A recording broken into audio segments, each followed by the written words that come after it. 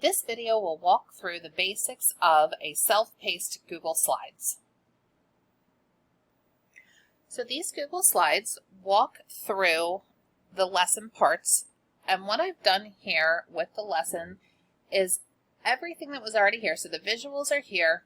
A student would be able to read them, but also with the assumption that not all students would be able to read them, I added a note in here with Mote.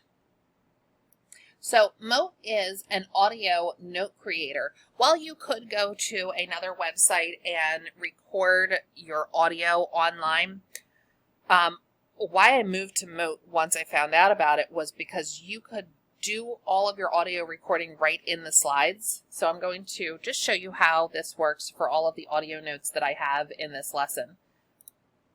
You click the Mote, and then it will, whoop, I need to log in.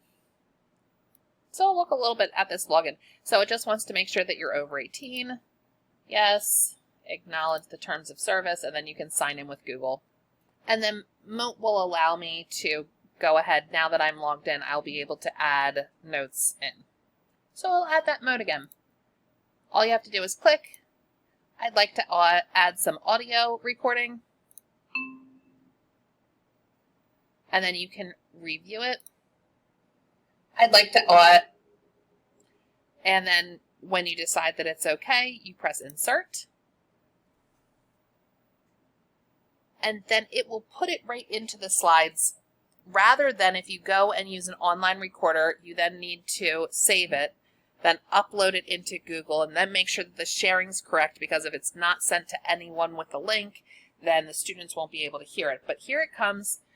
And most of the time it comes up with this pretty purple, and it makes it an obvious thing. You should click on me.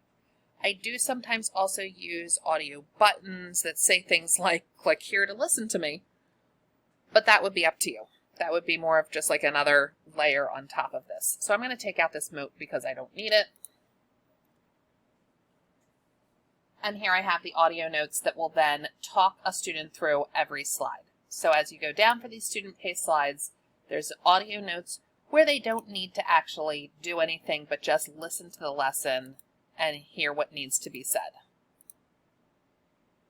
So after the lesson, really like the teacher I do part of it, then they get down, there's a little bit more explanation, and it's time for them to actually do what they need to do.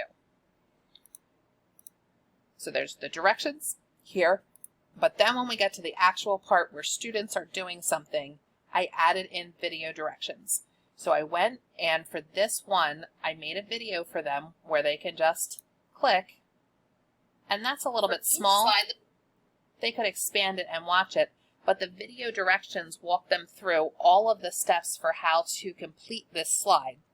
And then they use those directions, how to do it, so that then they can actually apply what they need to on the next few slides that all follow the same directions, but give them different opportunities for it.